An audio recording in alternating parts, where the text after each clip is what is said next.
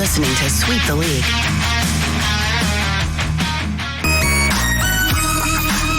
Hey, this is George Iceman Gervin, and you're listening to Sweep the League Radio.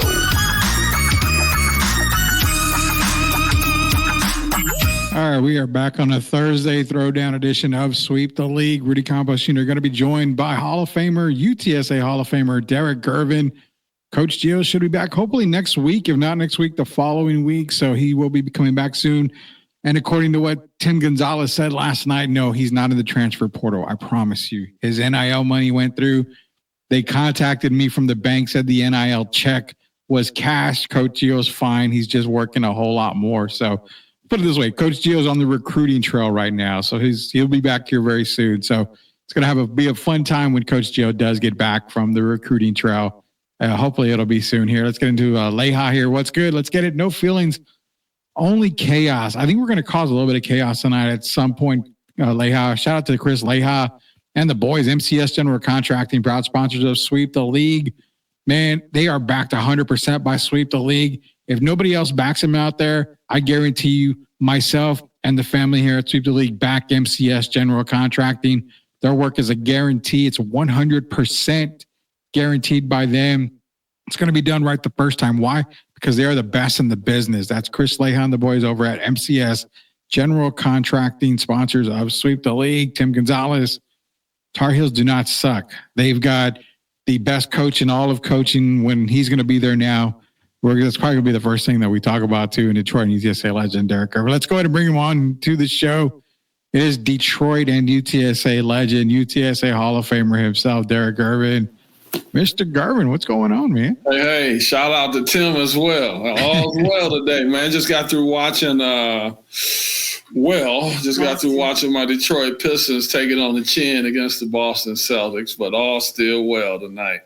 Yeah, it's NBA, man. And the NBA is going to be a hot subject tonight for us because right now, of course, we see the 49ers and the Rams playing. I'll get the score update in just a little bit here, but tomorrow night's our pick'em show. We're going to pick our NFL games. We got a couple of college bowl games coming up. Some of the teams we haven't even really covered at all, but we're going to get some winners in there as well. We'll pick those winners tomorrow. But NBA talk, man. You know what? We're going to save it because I found something that came up here a little while ago, and it involves LeBron James. I want to get your opinion on that, but I bring him up. Look how pretty that looks, man. That looks beautiful. The color. Blue and the white. Baby blue. Baby blue. So baby blue Bill Belichick. He's a B to the fourth power is what we're going to call him now. So baby blue Bill Belichick, that's a tongue twister in itself. He signed. He's done. It's done. But today the news comes out, Derek, that we all kind of laughed at in the group chat. It's the fact of his buyout is $10 million, but when June of 2025 hits, it's $1 million buyout. Does that mean? Well, I'm not going to lie. It's two things, Derek. College football doesn't start until September of 2025. But he's coaching supposedly to at least June because they can't buy him out for $10 million. But the end of June, they can buy him out for $1 million. How does this work, man? Because you know what? I'm going to throw it out there. Bill may never coach a game for Carolina on the sidelines. I was trying to tell you last night. We're all hyped up, and he may not even coach a game. The man is a genius. I'm telling you. We talked about it last night. And Carolina Panthers, man, I still believe it. I just think that's the move for him, and this is like a cover-up, basically.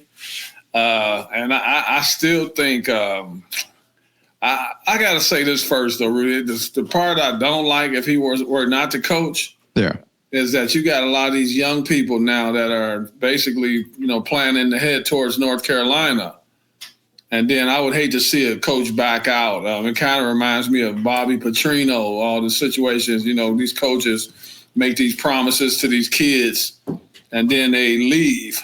But Bill, in his situation, it's a little different because there's no guarantee he's going to even get in the door. I hope when I heard about the $10 million turned into $1 million, man, it just made me say, "Oh boy." So if he takes the job, I'm gonna support him. But if he doesn't, I still say Carolina Panthers are right down the street. I believe you on that, and that's something I was going to get dinner tonight, and shout out to Freebirds over at Creekside area in New Braunfels. I got my dinner from there tonight. The guy I know, one of the guys there, he's a manager there, and he told my North Carolina hat, talked to me. "Hey, did you see about Bill Belichick?" I said, "I did. What do you think of that?" I said, "Well, I don't know if he coaches a game for them, to be honest with you." "Why is that?" I said, "Well, I mean, he's got a $10 million buyout till June of 2025, and then after that, it's $1 million. Oh, that doesn't mean anything. Well, wait a minute. It means everything. Season don't start till August and September." Right. I mean, who knows if he coaches the game? I didn't even think about that. Well, yeah. I mean, you got to read the. Wouldn't he get his $1 million? I mean, he'd get his $1 million, but he's a quick way to make some money. That's a very quick way. I mean, and right now he's going to get paid to just probably be behind a desk. I mean, if we're being honest with everybody, it's probably just going to be behind the desk. I can't see. I don't know, man. It's like I told you yesterday. I don't know whether to be excited or whether to be scared.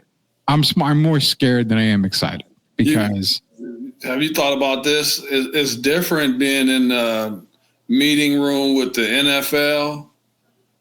And as far as being in college, you got to deal with the boosters and all of that. Mm-hmm. And that would be something new to Bill. And it kind of makes me, if he's starting to get stage fright, the more he thinks about it. Yeah, I can't. Can you really see him having the patience to be dealing with the boosters and all that? No, the patience for the boosters. And then it's not so much scrutiny anymore because, you couldn't pay players back in the day and all that. Obviously, NIL takes care of that. But then you got to worry about what they're, kids making the grade and being eligible to play. I mean, I know there's backdoor stuff that happens where, you can get a grade here and be okay, but there's a lot more to worry about in college football than there is when it comes to NFL. So I don't know. I when he signed, I knew it wasn't forever. I just didn't know it was going to be for like 7 months. That's it. I don't know. I don't even think he's going to be there past August 1st. And it's different too, because Saban and Harbaugh had college experience already. Yeah. And for Bill at 72 years old, I'm just thinking, man, that's quite a transition, especially for a guy that's been in as many Super Bowls as he's been in and all the winning that he's done. That's quite a transition. And then you're dealing with the reason some coaches are stepping away now, older coaches, is because they couldn't deal with the name, image, and likeness and the transfer portal. Yeah. And so I think this would be something new for him. Even Tony Bennett, if you remember, the coach used to coach Virginia. Yeah. Stepped away. And he was honest about the reasons. So it's a change, and the times have changed. And as a 72-year-old making a transition, I don't know, man. That's kind of like Greg Popovich deciding to go coach at Bradley University or somewhere. No, I'm not disrespecting Bradley, but I'm just saying the transition when you've been in the NBA all these years and then making that transition. And I don't know if Bill's getting stage fright. Just thinking about it. Yeah, it's crazy, man. It is so, so crazy to think that he's the coach, but is he really the coach? Tim is saying, Derek, over 1,000 college football players in the transfer portal. I don't know how true this is, but speaking of the transfer portal, I saw something come across my feed that said the entire Marshall Thundering Herd team entered the transfer portal. Oh, boy. Because their head coach got fired. I'm looking it up right now, and because it came up on my feed. So I'm not, and yeah, you know what? I'm going to bring it up here. I'll bring it up on the screen over here. So we have it right there. It said, Marshall continues to be one of the dumbest and cheapest. Yeah, whatever. It says, The entire Marshall football team enters transfer portal after coach's departure. Now, again, I don't know how true it is. I did see it come up, but I've never heard that before. I haven't heard it. I'm just saying, I'm not saying this is a true statement. I'm not saying like that. So just to cover our butts here, I saw it come across the feed, but here's the thing. You can see teams doing that. I mean, I wouldn't put it past teams, because if they really love a head coach, this transfer portal, everybody can go if they want. I mean, there's no rules. And that comes back to what we said. You were talking about NIL, and you were talking about attitudes and everything when it comes to players. I think these days, NIL is pay to play. These guys are adults, Derek. I mean, you're 18 years old, roughly, when you go into college, 17, 18, you're an adult. I think these NIL deals need to be locked in contracts. For if you want to do a 4-year deal, great, cool. But you've got to be able to have this kind of attitude and be able to present yourself this way, because you're representing a company. You're a business now. So I think that's where NIL has to go. And the transfer portal, as great as it is, if you are transferring out, then if you do it, okay, put it this way, if you do it in the season, I don't know how it works, but if you do it in the season, which has happened before, I think everything should be forfeited for the NIL that you had. I mean, something's got to give. These contracts got to be binding to where kids can't just transfer from school to school to school to school to school. I mean, it's sad, Rudy. And shout out to Randy Moss, Rudy, while Marshall. Yeah. I know I've heard that he's not doing well, so I want to send a shout out to him, to Randy Moss and his family. But Rudy, it makes it so hard for these coaches now, because think of all these years that college has been in control, the universities. And now, as soon as the transfer portal came out, it kind of switched it over, like you said, to a business like the NBA and the NFL now. So it went from the coaches having total control to the players having total control. Yeah. That's why I wouldn't be surprised if the Marshall team is kind of like the picket line now. and that's where it's headed now. And that's why you see a lot of these coaches stepping away, because they don't have the authority that they've had in the past. And so, something's got to give shortly, man, or we're going to lose a lot of the great coaches in basketball, NCAA, and the NCAA football. Yeah, something's got to give. And I think it's now more than ever, it's got to be holding players' feet to the fire. When it's a business. Yeah. NIL became a business when it was introduced into college sports. So now that it's a business, this is your business opportunity. This is your chance. You're making money. Well, I'll be honest, if I go to my regular job and I act a fool, or I misrepresent the company in a bad way, I'm not keeping my job. Right. And then you can leave and just go somewhere else. And I can't just go to my boss and say, guess what? I'm transferring to another company. And that's it. And expect the company to take me when I go to that other company. It doesn't work like that. So I even had a conversation with a great guy who does a podcast, and he made a point that I wanted to ask you on. He said, well, you hold players to NIL deals and contracts. Doesn't really hurt, because you can still run commercials. If Red McCombs, Ford is sponsoring Derek Gervin, but then you're like, well, I don't want to stay at UTSA. I want to go over here. You can technically still take the NIL money and represent Red McCombs. You can do commercials up wherever. You just need a Ford truck or something like that to shoot them. So the money can go wherever. But what he was suggesting was the transfer portal needs to be looked at as a business. It needs to be looked at as a regular professional style portal. What does he mean? You know what? If I'm losing Derek Gervin to the University of North Carolina, I need compensation.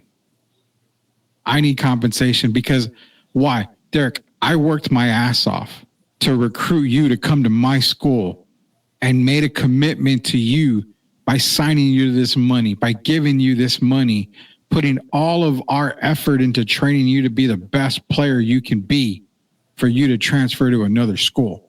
That's a waste of my time. That's a waste of my resources. We need compensation. What is compensation? Not necessarily money, but it's a trade for a trade, a player for a player. Can you imagine college going down that road? You know, you're not making a lot of parents happy right now by even mentioning the idea. But I mean, hell, it's a business, and it's sure. Once you make it a professional, then anything goes basically. So I don't want to be losing players because of this or because, you know, things that are out of my control. So I understand you clearly, and they're going to have to figure it out because this is a dicey situation we're dealing with now. Players, you're not happy this week and you have a right to go. You just leave and go somewhere else. You don't play in the bowl games. I mean, it's so many different things now. They're going to have to figure it out. And I'm looking at Tim. Should there be a limit on the transfer? There should be a limit on the transfer portal. I can't disagree with that. Yeah. I mean, you have a guy that transfers. Okay, so not even a guy. There's a female basketball player. What? Lith, I think. Haley Van Lith. Kelly Van Lith. Haley Van Lith, yes. Haley Van Lith, I'm sorry. She's transferred every single year that she's played college basketball. So, again, it goes back to the resources. Well, we've given you everything you wanted. You've succeeded, but you want to transfer out to another school. I just wasted an entire year of our resources, of our coaching staff's time to get you prepared for possibly going to a WNBA draft in the future for you to say thank you. And no disrespect, but when I look at players that do that, it's them throwing the middle finger at the school.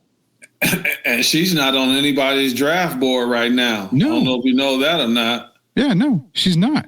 All that transferring, and now she's at TCU. A couple more beat downs like they took against South Carolina. She might be transferring again.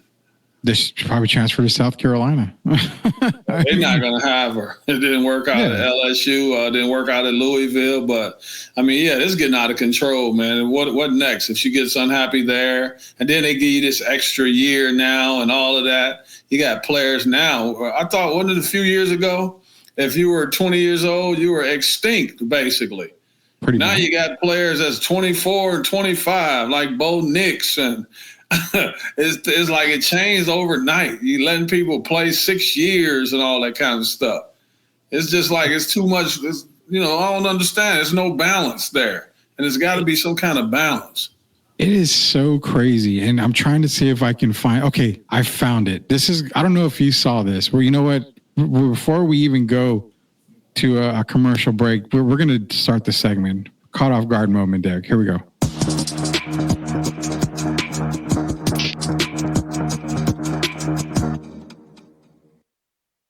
This is your caught off guard moment. I don't know if you can see it clearly. We're going to do it here.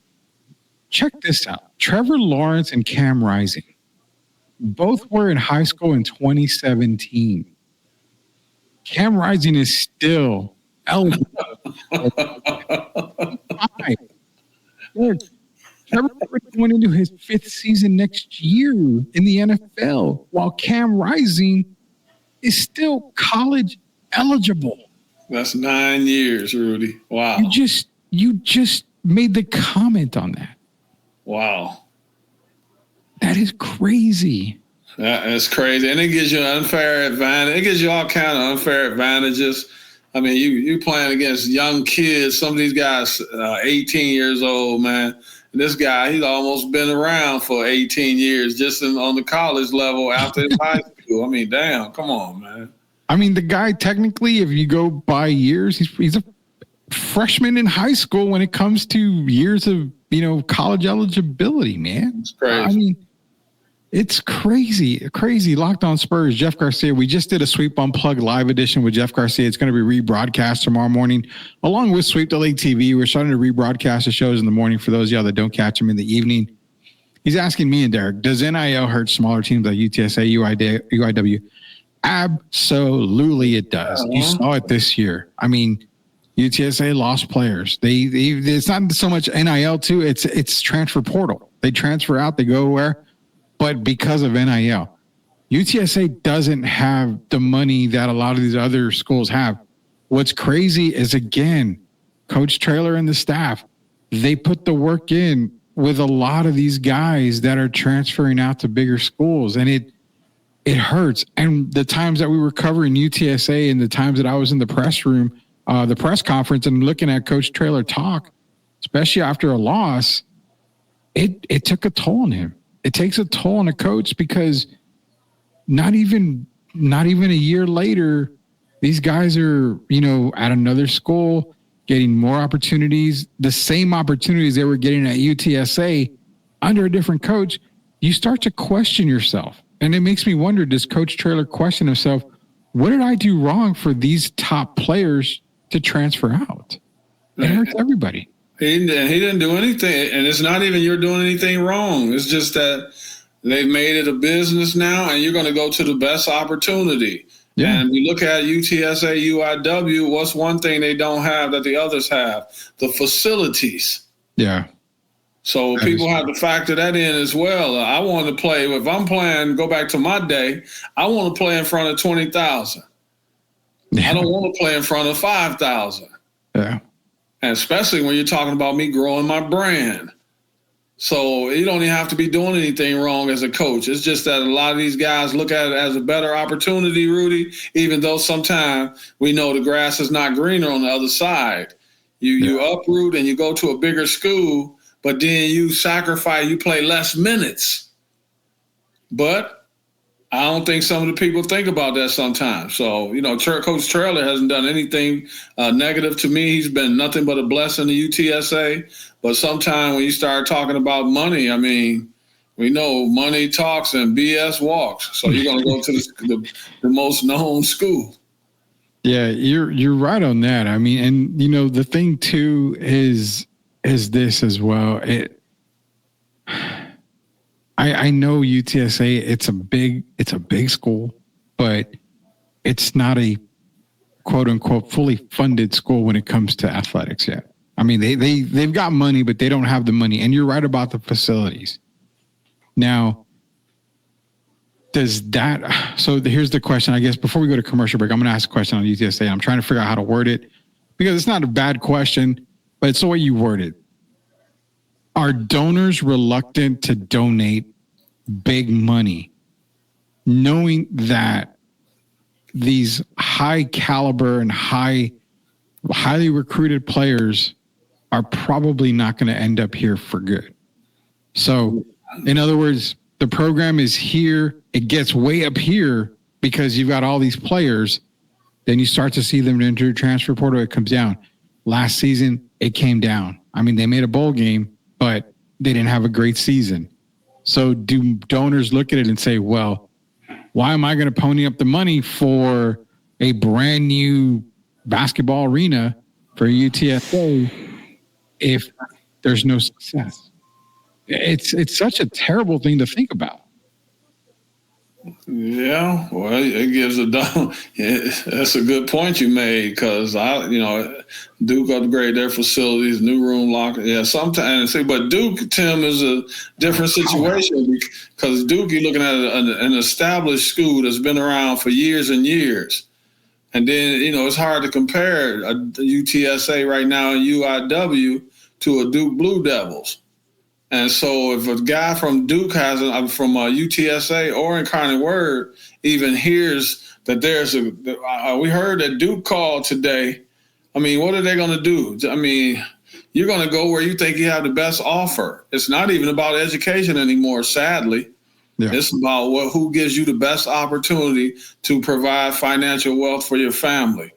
And usually that's the bigger schools. You can even look at it now. Look how everybody was surprised that Boise State and Arizona State are in the top 4 of the college football playoffs, because they're not the bigger schools like an Alabama or LSU and those type of schools. And it puts you at a disadvantage, and it puts when you talk about the people that's spending money, the donors, it puts them at a disadvantage. As well, and that's true. And it goes even at the professional level. When the Spurs weren't winning most recently, before Wemby, the attendance was low, and I heard a lot of people, Me, honestly, Derek, I'll be straight up. I really don't buy tickets to go see Spurs games because I look at it, well, I'm spending probably $200 in tickets alone. My family's there. We're going to want to eat something. That's probably another $100 in concessions. You know, it adds up. So personally, that's why I haven't bought tickets to Spurs games and all that. I've attended some, but I just... Really? If they're playing Utah or they had a losing season, man, you're going to pass up going to the game and spend that money on chicken and the pickle. Yeah, I would. I mean, there's other places I can spend the money, but that comes to the point is if you're not having a great season, nobody wants to see you. No, that's sad. And that's what hurts, you know, NIL. It's where NIL needs to make up for lost ticket sales and lost fan support. But, Rudy, do you know that we're still playing at the Convocation Center?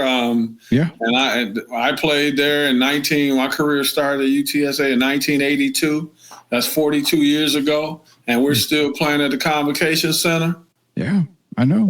That's not going to help you compete. And I tried to talk a little bit to the athletic director, but I didn't want to, say a whole lot. But if you expect better, then you have to have better facilities. Yeah. And that's how you get the recruits to start coming in from all over the country.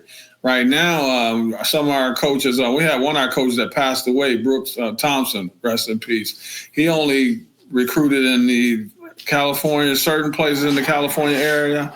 Yeah. And a little bit in Arizona. But you want to be able to compete. You go, recruit from all over the country. Yeah. But that means you have to have the facilities to do so, which also means you got to have what? The money. Yeah. Today, you look at you today. If you were playing football and you got an opportunity to go between UTSA, who I love, but you also get an opportunity to go between them and the Texas Longhorns. I mean, it's a no-brainer. It is. It's a no-brainer. And you're going to play. You're not going to sit there on the bench. You're going to actually be in the games. It's a no-brainer. There's no way UTSA can win that player. No, there's definitely not a way. I mean, even for the guys that don't get a lot of playing time, I mean, you're still going to the University of Texas. You're still going to get noticed. You're on a major network. Your big games are going to be picked up nationally. Arch Manning. Future Dallas Cowboy Arch Manning. We've said it here first. How many games has Arch played so far? And he's a millionaire. And I'm not even talking about his family's money. I'm talking about name, image, and likeness. He's a millionaire. I think he gets like 3 or 4 million. Yeah. Just off of that.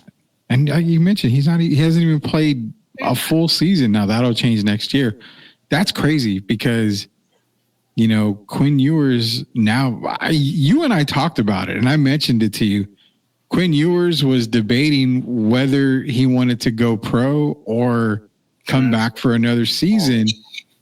And it just came out today that that's a decision he needs to make and he was going to think about. So there we go. You guys heard it here first a while back that Ewers was probably going to come back for another season, but guess what? It's not with the Longhorns. As a matter of fact, I think it's $3.1 million for Arch, and he hasn't played 6 games. He hasn't even played 10 games, right? Yeah. And then look at Frank Harris. How many years Frank Harris started for UTSA? Mm-hmm. You think Frank has made $3 million? No. So I mean, you had a disadvantage if you don't have the facilities and you don't have the donors. So I mean, something has to be done, man. Because there's no way I'm looking at it, and I'm laughing because I'm looking at Cam Rising. 1, 2, 3. I'm just like, dang. I'm dumbfounded, man. And the crazy thing is, he's got another year of eligibility. How do you have another year of eligibility? I mean, I know the red shirt, but I mean, he's watched Utah, the school grow. They probably added like 5, 6 more buildings since he's been there. Man, he's already gone. I mean, he's already seen friends come and go and graduated a couple of times already. And he's still there. Isn't that amazing? Because you're looking at now, what is this, the 5th year for Trevor Lawrence? He's in year 4, but next year will be his 5th year. Yeah. And they come out at the same time, and Cam Rising's still in college. They came out at the exact same time in high school. Wow. Yeah. They went to college for the first time in 2018. Trevor said, I'm bolting after 2020. Cam Rising said, you know what? I love the college life. I'm sticking here for another 5 years at least.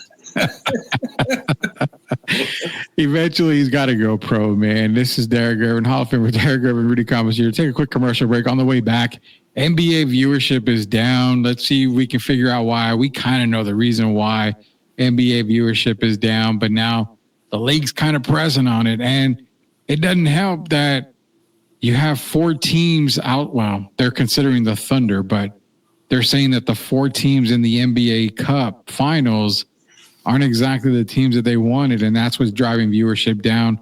We're going to get to the bottom of it, as well as LeBron James. Did he just quit today, Derek? I think we're going to have to get into that as well. It's Derek Gervin, Rudy Campos Jr. We'll be back in just a little bit. Sweep the League. Be sure to be a subscriber. Go to Sweep the League TV on YouTube. Search Sweep the League TV. Hit subscribe. Be a subscriber now. We'll be back. Are you looking for a contracting company that gets the job done right the first time? Look no further than MCS General Contracting. MCS specializes in top quality concrete work, including patios, driveways, foundations, and swimming pools. The team of experts are dedicated to delivering exceptional results and unparalleled customer satisfaction. At MCS General Contracting, they're not just hardworking, they're local. Based in San Antonio, they are committed to building relationships and trust within the community. That's why MCS guarantees your satisfaction. They pride themselves on getting the job done right the first time, every time. So why wait? Contract MCS General Contracting today to schedule your project and experience the difference for yourself. MCS General Contracting. Building a better San Antonio, one project at a time. Proud sponsors of Sweep the League.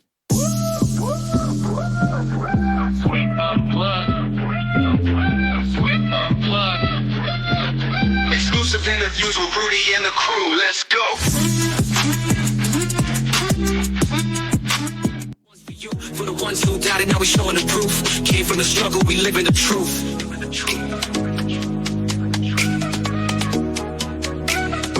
STL Music. Yeah, challenges come, but we here to stay. Built from the dirt, now we paved the way. Had a bad day, but You are watching Sweep the League TV. Make sure you subscribe and catch our new videos. Sweep the League TV with Rudy, Derek, and Coach Gia. Let's get back to the live show. You are watching the best in the business.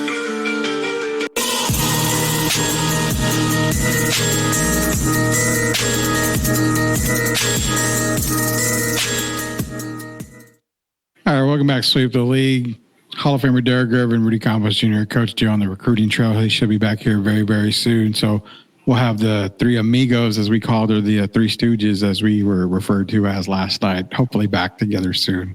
All under one roof here at Sweep the League. Be sure to go to YouTube, search Sweep the League TV, hit that subscribe button. We're over 1,230 subscribers, trying to get to 2K by the end of the year. I know it's only a few days, but I think we can get a major push here. We can do it. Yeah, we can get to 2K pretty quick here. So, we're going to get into some NBA talk. Obviously, it's San Antonio's first choice for NBA talk. I totally agree. This is probably the best choice you can get for NBA talk. Why? Because we're the only show with a former NBA player. He knows ins and out about everything. So, definitely. Thank you, buddy. Well, I mean, I don't know any other show. We're a threesome, man. We got it going. We study this. We pay attention to detail. We sure do. And the detail that has come up today when it comes to the NBA is the griping about the entire the NBA Cup. The Emmett Cup, is that what it's called? The NBA Cup Finals. The Emirates Cup. Emirates Cup, I'm sorry. So it says the NBA ratings are down 48% since 2012, down 28% this year alone on ESPN. Every other sport, and that includes WNBA. Every sport has gone up. Now, NFL, everybody loves the NFL for, we all know why. It's the NFL. Everybody loves hard-hitting action. MLB, it did go up in ratings this year. because of Otani. Yeah, I mean, Aaron Judge. Yeah, Judge. You saw a lot of exciting baseball. Obviously, you know the playoffs for baseball. It's just rising. There's a whole group of young players and prospects for baseball that's going to be able to catapult the league a little bit more. Dylan Cease and Paul Skeens. I mean, the way they pitch, everybody's just behind it right now when it comes to MLB, WNBA. Caitlin Clark Factor, Angel Reese, another great group of WNBA prospects going to be coming into the league next year. Paige Buchers, Juju Watkins. You got a lot of people just coming. So leagues are going up. But why is it such a surprise that the NBA, which I see it all day long, people complaining, this game is terrible. This game is trash. This is horrible. You had some Spurs fans shitting on Lonnie Walker for Lonnie saying that he loves playing in Europe because they play basketball the right way in Europe. Something that we've all been telling everybody. The European game is way better. The college game is way better because they play basketball the right way. So down 48% since 2012. It's not a shock to me. I don't like the product today. What are you thinking about the ratings dropping? Because it's shooting 90 to 100 3-point attempts a game, and it's just getting boring. Well, you know me. I try to bring something that these guys on ESPN, you know, they'll talk about it 9 months later. But one reason is the 3-point shooting. I believe the other day it was Boston or someone shot 56 threes. Yeah. And so the game has become predictable. You know, you either get to the basket, you might have a wide open dunk, but sometimes you pass that up and you throw it out to the 3-point line. But Rudy, I'm going to mention another reason why. Yeah. And I really believe this. We're looking at a changing of the guard right now. And I don't know if you've thought about it, but the marquee players right now, the LeBron James, the Steph Currys, the Joel Embiids, you look at these teams, Jimmy Butler, these guys have been around a while, Chris Paul, right? They're all aging right before our eyes. So the marquee players, the main ones we've been accustomed to the last 10 years, are on their way out. Yeah. And what I mean by that, if you look at their teams are not doing great right now. You're looking at teams like the Atlanta Hawks, teams like the Orlando Magic, Houston Rockets. These teams are on the upward trend right now, and they aren't marquee players. The names are not marquee names. And so that's the other reason I think that the ratings are down. Even right now, LeBron's out, been out a few days now. Joel Embiid has practically been out all season. So it's just been we're watching a changing of the guard, which for some is good. But you got to realize Steph Curry's getting up in age, all of these guys, and they're not winning right now. So a lot of people aren't as interested as they were. What are we accustomed to? We were seeing LeBron go to the finals every year, weren't we? Yeah. That's not happening now. Kawhi Leonard, look at Toronto, was doing how well they did in 2019. Kawhi's not even playing right now. Yeah. So it's a different game we're watching, and a lot of the guys don't have the name brand, and so that's turning people off. So you add in the 3-point shooting, and then you don't have the marquee names out there right now. Ratings are going to be – that's just my assumption, and that's why I think the ratings are down so low. Yeah, and they're also – it's too much of me basketball. Well, don't even get me started on that. That goes back to growing your brand. Yeah. And all that one-on-one. I don't like all that ice. It's a lot of ISO ball now. But if you look at the teams like the Boston Celtics, they don't play the ISO ball. They play team basketball. And so right now the top teams are who? Boston and probably OKC, I will say. OKC. Yeah, but even OKC, are those really marquee names? Shea Gilgeous is, but what about the other guys?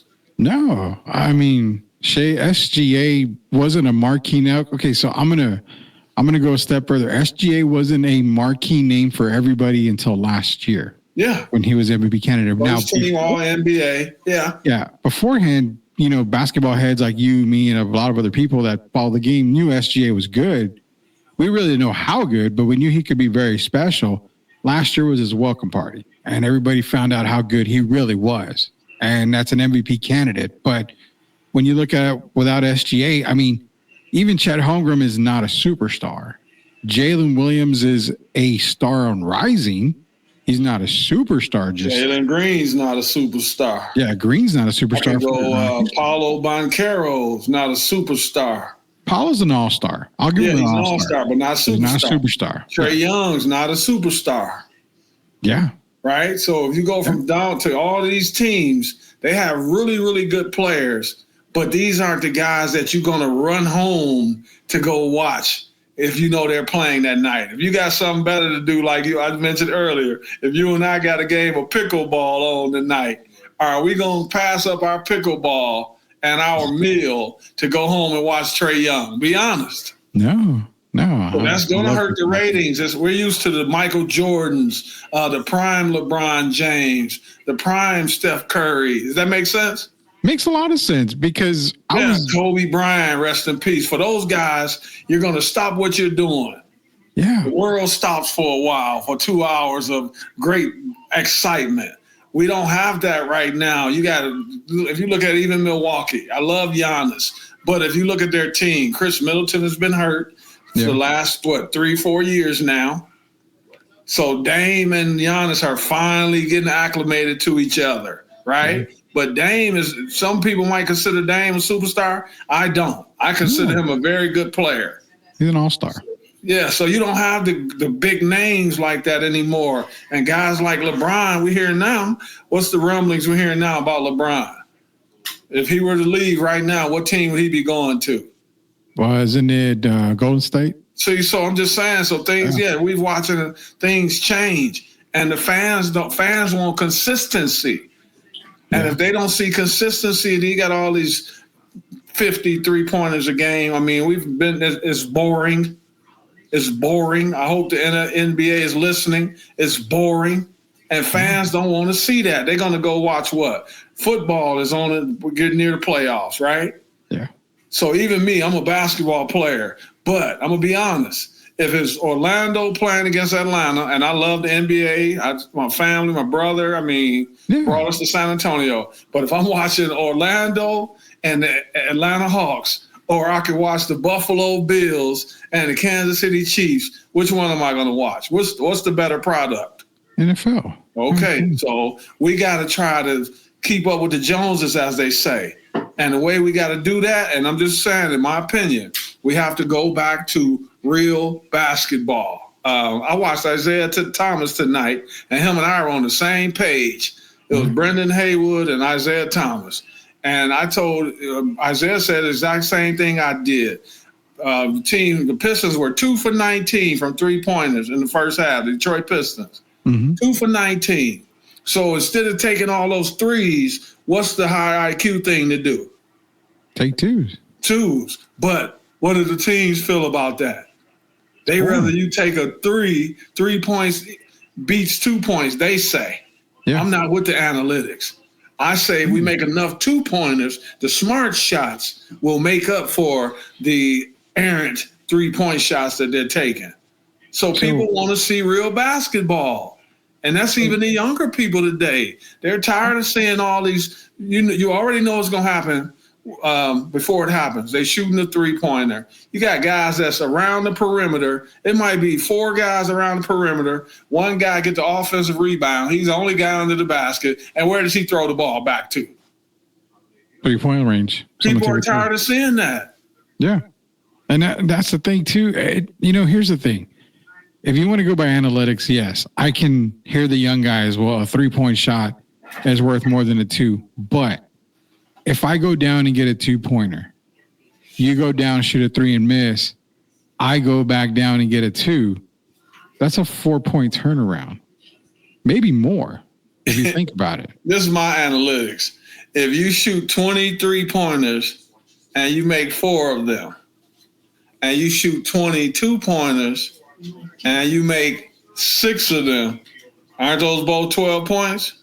Yeah, but you know what? The 2-pointers are a lot easier. So the 2-pointers still matters. If you look at the teams that won the championship, I mentioned Toronto Raptors. What did their best player do best? Kawhi. mid-range game, right? Mid-range. Yeah. Kobe Bryant, mid-range game.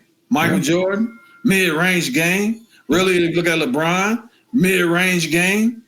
Look at Jokic, mid-range game. Yeah. That's what people want to see. They want to see good basketball, pure basketball. And that's what we're missing right now. We definitely are. And, Jeff on here for Locked On Spurs, again, we had a Sweep Unplugged live episode earlier, so that'll be replayed again tomorrow morning. He's asking us both, will Adam Silver go down as the NBA's worst commissioner?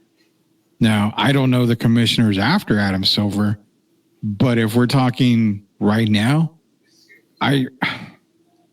how much blame can you put on Adam Silver for the game being watered down? I've talked to him, man, on Messenger. I know you have. And that's why I'm asking. To be honest, though, I won't say he's the worst commissioner, but Larry O'Brien was pretty good. David Stern, rest in peace, I thought was pretty good.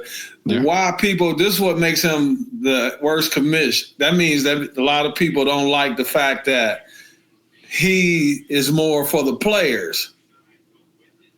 You look at the commissioner for the NFL. What's that guy's name? Roger Goodell? Roger Goodell. Who does Roger Goodell support? It's obvious, right? Yeah. He supports the owners. Yeah. But you look at Adam Silver, he tries to coddle these young guys. I'm just being honest. I love the man. But he tries to coddle these young players. And it's backfiring. It's backfiring, and it's backfired in a big way. So, a lot of different factors are turning people off. Yeah, and to say he's the worst, I would say out of the commissioners that we've had so far, he's the nicest. He's the nicest. He doesn't like to have confrontation. He doesn't like to go. He doesn't like controversy, confrontation. That's it. That's Adam Silver. Exactly. And, just to go point, David Stern didn't care about it. Look at the whole CP3. David Stern is going to be stern. Yeah. He was legitimately like this is terrible. Hey, he treated it like a business. Yeah. Yeah. If you look at it today, isn't it more entertainment? Even when before the games, you know how they show the WNBA and the NBA as well, how we got to look at them coming in the tunnel and all that stuff. Yeah. I don't care what they wearing coming to the game. I want you to get your butt out there and you get out there, work hard, be prepared to be true to your team, work your butt off. Yeah. And that's all that I care about. I don't care what kind of shoes you're wearing into the gym. I care nothing about that. I care about the product that's out there on the floor. Yeah. So they got to figure it out, man. Hopefully they do figure it out. I really do hope they figure it out because the NBA is a promising thing. It's one of the best sports associations around because growing up, I died to watch games. Derek, it's sad because when I was growing up, I loved watching teams.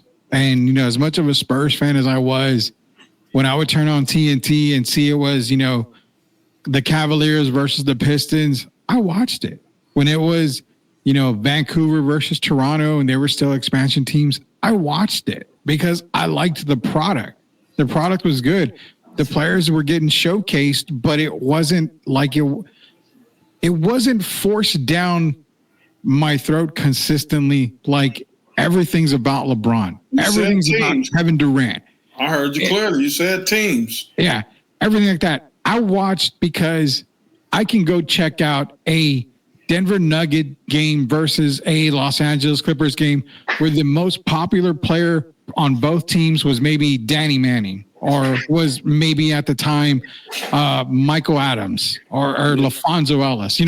I knew, and what's weird is I know a lot of these teams and a lot of the players on the teams because they were all being focused on. It wasn't one individual. Rudy, and I'm laughing because I got to be honest with you. Before we came on the air, while you were on with Jeff Garcia, yeah, my girlfriend and I were talking, right? Yeah. And we were talking about the game of basketball, how it's changed now about the me stuff. Yeah. As opposed to the team-oriented game. And we just had that conversation less than an hour ago.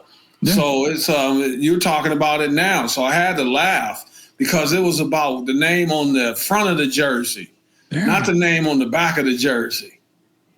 Yeah. And now, people are tired of all these celebrations. For everybody that likes celebrations, there's one or two that don't like them.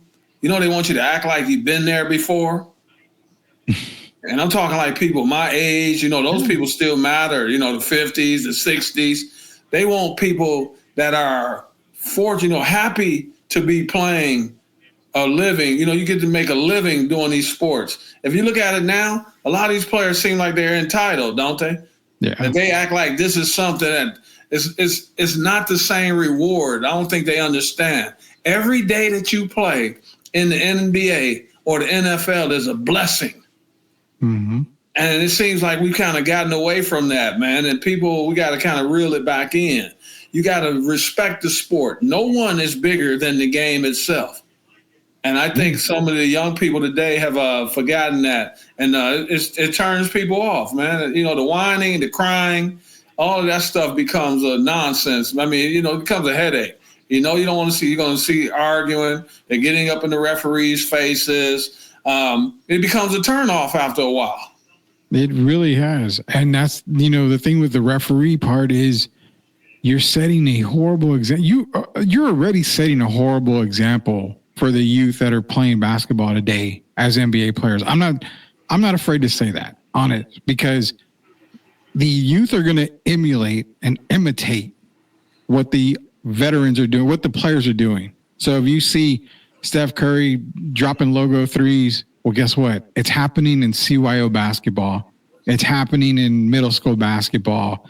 It's happening that young. Now, if you're seeing Draymond, if you're seeing LeBron not go back, not play defense, just kind of, falling back and stuff. I got something to say. I'm glad you said that. Yeah, I mean, the kids are going to imitate and do what these guys are doing. And when I played basketball, I played like players that I've always mentioned to you. And it was always hard work for me. It was, I worked harder than a lot of the kids do these days at the game. I got a question for you along that line, though. And tell me, be honest. How old are you now? I'm 45. Okay, 45. I'm 61. Tell me this. Did you ever think there'd be a day where you'll be worried about, you hear people talking about, man, that son of a gun or son of a, the word, messed up my parlay? Never. Never. So when they added the legal gambling, man, that's another issue. So now you got people that really are angry at players. They don't want to support the players because that mother messed up my parlay last night. Yes. And that's the stuff we're dealing with today, man. So it's a lot of things that have to be cleaned up, man. We got to get back to loving the game for the purity of the game. And when we do that, you'll see the ratings go back up. Yeah, it's got to be the game. And I got into a small, not even an argument, just a small back and forth banter type thing, because you clearly saw Cam Johnson travel, and I said, forget the pass or forget that. When are we going to start calling traveling again? And then here comes the gather step. People don't realize the gather step it was a part of the game, but in 2009, I believe they remodified it. They remodeled it basically and said, this is what the gather step is now. Think about that. In the 2000s, they had to redo the travel rule so it can increase scoring. I mean, I had no problems with the travel rule. There was no such thing as that gather step that people talk about today. Oh, it's always been a part of the NBA. That's BS. Do your research. It was just added. It was remodified. Which player basically exemplifies the gather step better than any player in the league? He's in Milwaukee. Well, that would be Giannis. But James Harden is another one. Well, Harden, I don't even want to get into that because he's stepping sideways. He's basically breakdancing. Yeah. When he was in Houston, and it was ugly to see. See, even then, that was ugly basketball. He was scoring 36, 37 points. Yeah. But it was like the rule, it was like he was playing. They weren't letting him, he didn't have to play within basketball rules. No. And as you see, they've kind of modified that now. But you got guys taking 4 steps now, Rudy. I mean, come on. Yes. It's terrible. It used to be what we call 1.5. Yeah. We went from 1.5, which is 2 steps, people, but now we got 3, 4 steps. And then they say it changes on depending on who makes the move. If Kuminga makes the move, it might be a travel. If Giannis makes the move, it's celebrated. Yeah. So it's a lot of confusion. It's such a terrible thing. And that's the reasons why, yes, the ratings are low. Derek Irvin, Rudy Campos Jr. sweep the league. News came out earlier, man. New York Post is posting it, and this is what came out today. LeBron James is stepping away from Lakers for personal reason as he battles an unusual drop-off. Now, a lot of people saying this has to involve his personal life that, is covered by the entertainment world that we're not going to get into. But another group of people say it's because he's struggling right now with his game. People are saying that LeBron has just quit. He might just quit the game of basketball. I don't know how to take this, but I understand if you got to go for personal reasons, if you got something going on.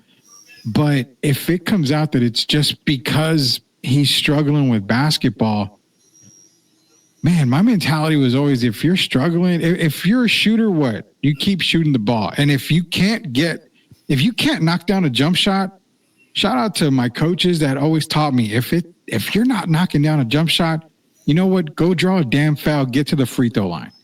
You want to be able to see the ball go through the net. If you're a hitter in baseball, you keep swinging till you get that hit. I mean, there's no personal reason to get off of a game if it's because you're struggling. And that's the only gripe I have on that, if that's the reason. Did Anthony Davis hurt his feelings when he made his son get up like most rookies? Oh, probably. I'm sure of it. I'm sure of it. When he pulled rank like rookie get up? No, but LeBron, I mean, we've seen this before, man. To me, I'm not going to talk a whole lot about him, but it's just like he's bailing out on the team again. But we've seen it before. I heard now it's supposed to be his foot is bothering him, but he's had a rough 8-game stretch, and this is when the team needs him the most. Even being at the game, being on the bench. People got on Kawhi when Kawhi was sitting up in the booth up there, and he wasn't there to represent his team. You remember that? Yeah. Yeah, see, they don't do the same with LeBron. They move the goalposts. And right now, his son is still part of the team, so he needs to be there. And he needs to be there for Anthony Davis, man. Anthony Davis has played more in the last 2 years probably than 5 years combined.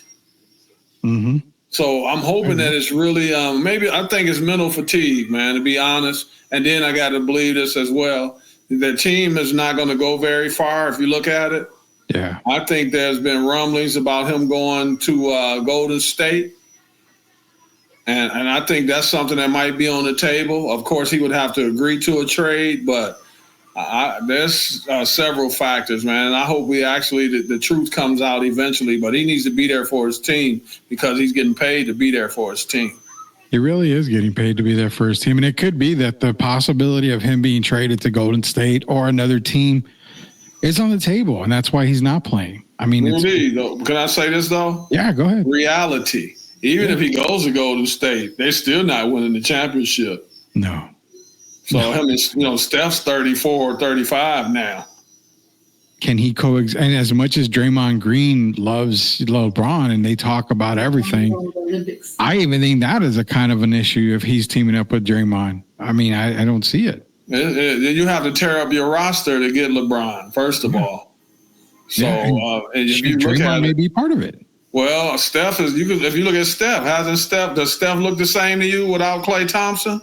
No, definitely not. So I don't know if people paying attention to that. I am. He hasn't looked the same without Klay, and then bringing in LeBron doesn't really fix the situation because you got to give up 3-4 players and draft picks just to get him. So I'm hoping it's just mental fatigue, man, or the foot.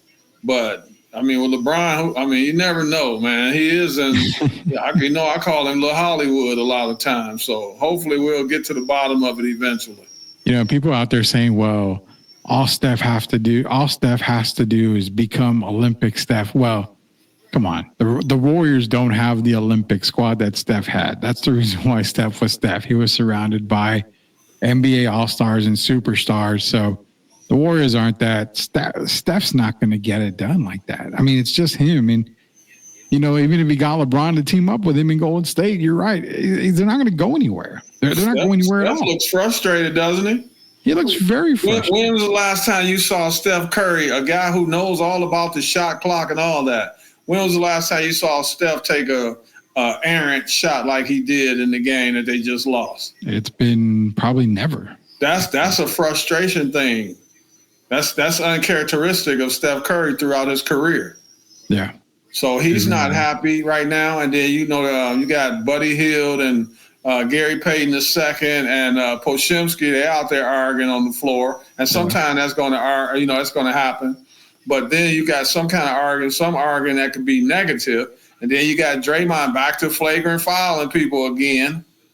So it's a lot of negativity. I say it again. And getting in the refs' faces. Oh, he's going to get in the refs' face. Did you see how he did right after the game? Yeah.